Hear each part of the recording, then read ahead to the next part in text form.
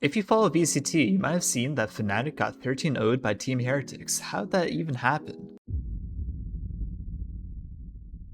We can see the Fnatic waits for a push out of A main and mid. They clearly anticipate a push from Heretics because of either how they play, or this could be an anti-strat that their coach prepped up for the occasion. Cypher lurked towards B and applies pressure with his camera, attempting to gain space and info towards B main to try to gauge who's playing on the B site besides the Cypher. Meanwhile, towards mid, Team Heretics plans a trap off of Fnatic smoking bottom mid. The initial plan for the trap seems to be either for the duelist to spray or fight out of the bottom mid smoke in conjunction with the Sova dart once Fnatic attempt to take the space towards mid, but Fnatic doesn't push into it in the early round. Fnatic instead elects to take space towards A main before walking into a changed version of this mid trap, with Phoenix walking out to this fountain area. Fnatic smokes off bottom mid, the first requirement for the trap, and after they walk up Cat, the trap is triggered. Omen blinds from Cat with the Sova darting from Market and the Phoenix and Jet fighting out of their respective positions. Unfortunately for Team Heretics, they lose both Jet and Phoenix mid, the trap activating a bit too early to catch everyone on catwalk. The blind doesn't really reach everyone. There is a major problem for Fnatic though. They have no time to work with to reset and consolidate their advantage. They have to push a site, and since they're near tree, naturally they choose to push A. The main problem here is that they don't have main control, meaning that when they scale up, they have to watch their backs for potential flank from window. Wide heaven angles, site angles like Dice or Gen, and A main. This divvies up their attention so much that this happens.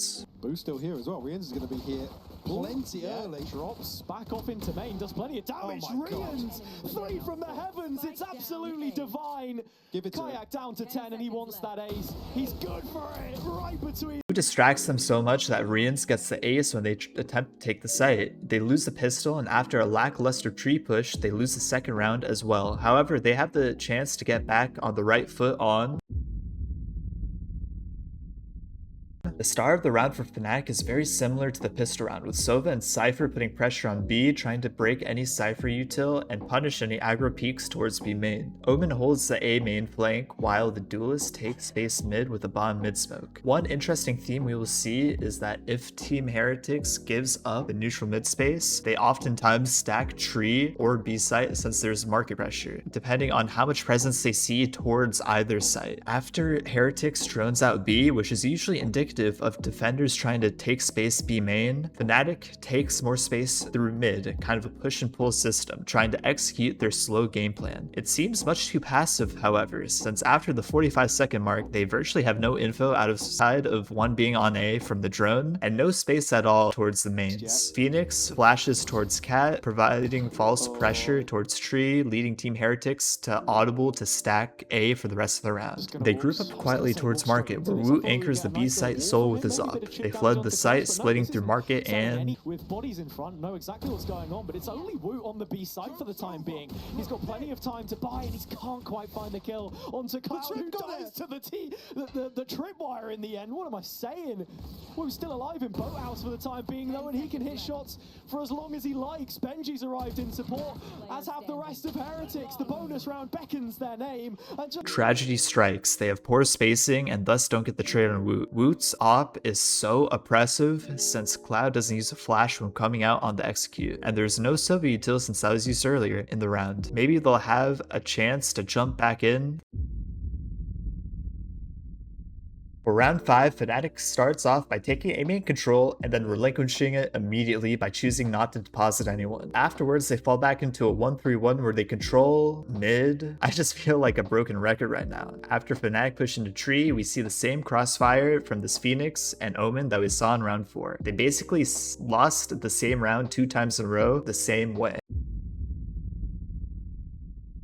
Fnatic takes a timeout and changes how they're going to take space and view the map. On this eco, they have heavy B presence to first farm the Phoenix Orb and work back towards mid, droning out mid-bottom for the op before making their way towards Cat. Please don't do what I think they're about to do. Instead of taking passive space towards spawn, they push up towards window, and Cloud gets a trade onto the tree player. Alphayer also gets a good pick towards B, so they have a 2v3 situation with guns where the enemy doesn't really know where they are nor where they're going to go, since they still have time in the round to do stuff. Sova gets a pick on the Cypher in BCT, which allows for a 2v2 post plant, which is super winnable. Once Fnatic gets set up after playing the bomb, Team Heretics does something incredibly smart on the retake.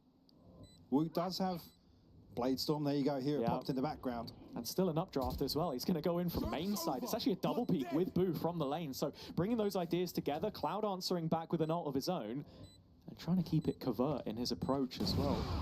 Heretics pump fake the retake pretty early with an updraft and a swing out lane, which also serves as a double peek for anyone who's exposed to lane. I don't think this was really an intentional pump fake. However, Boo is able to retreat, meaning that the Phoenix doesn't really get any value out of his potentially premature ult. Cloud dies, and Crashies loses the 1v2 unfortunately, leaving this promising eco to not be converted just at the last second. In round 7, Fnatic take important A main space, already improving on some of their macro beforehand by not taking said main space. They drone out A main, and then execute out A main into the Team Heretics stack and completely get obliterated by crossfires on the site. In all honesty, when I was watching this back, this was the most confusing round to me, since I'm not sure what they were trying to do. They execute on the site using only 3 people after showing heavy presence early round. Team Heretics also knew that they were stacked A main at the start of the round because of the Phoenix getting orb and the Omen TPing at the start of the round, as well as the Sova drone, so it couldn't have been a fake. Anyways, Fnatic are dire to get a win in.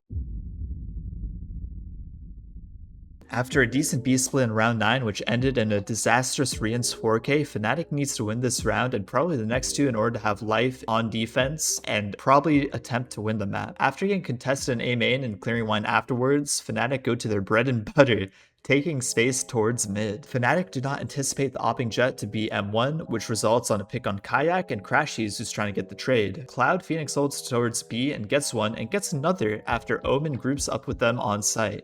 This results in a 1v1 where Cloud ultimately loses since he has no time, since Fnatic takes a while to get set up in their execute. For their defense pistol round, Fnatic run a 1-1-3 setup where they take aggro space on their strong side with Phoenix and Neon, while Cypher plays for a retake on A on the weak side. Unfortunately for them, Team Heretics have the read early in the round, where with Cypher communicating the push into B main that the duelists are taking, because you can see the Neon on the cam. Team Heretics break the Cypher util and set up for post plant with a late lurk from the Cypher. The initial flood goes alright, with Fnatic getting a pick and it being a 5v4, but once again, they're bottlenecked in heaven with only the Fnatic Cypher towards door, who gets dealt with by the late lurk from mid. As they drop down, it's a slaughter. Fnatic might be doing just enough here, but Heretics have responded. Rian's still alive, down to the 1v1, and that ends Fnatic's group stage, where they're currently in the lower bracket to qualify for the playoffs for champs. The main weakness is that Fnatic just couldn't avoid getting funneled through one lane. We can see that in the first 5 rounds, they got mowed down by going through one entrance through mid, whether it was tree or market. We could see that even their splits were just kind of weak and that they just really didn't have a complicated game plan. Team Heretics was able to apply pressure and counteract Fnatic's game plan. That lack of main control really hindered them as well. They never had too much map control on offense, oftentimes electing to pressure places inside mid or the mains, but never retain that space by leaving someone or 2 people in that deeper space. Fnatic is personally one of my favorite teams, so I think they can bounce back in the lower bracket of the playoffs or play-in tournament, and hopefully we will see them do that. I believe in Boaster a lot. I love Crashies. I want to see them succeed. I'm Adarsh. Leave a like if you enjoyed this video and comment if you want to see any other VCT analyses. Have a wonderful day.